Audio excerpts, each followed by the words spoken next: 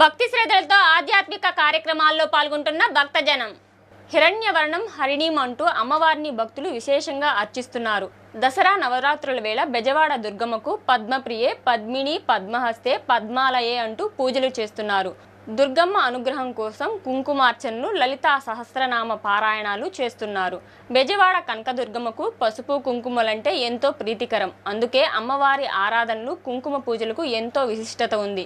ఇంద్రకీలాద్రిపై కొలువుదీరిన దుర్గమ్మ సన్నిధిలో అనునిత్యం కుంకుమ పూజలు జరుగుతూనే ఉంటాయి. దసరా ఉత్సవాల్లో మరింత విశేషంగా ఈ పూజలు ఏర్పాటు చేశారు. ప్రతిరోజు బృందాలుగా సామూహిక కుంకుమార్చనలు నిర్వహిస్తున్నారు.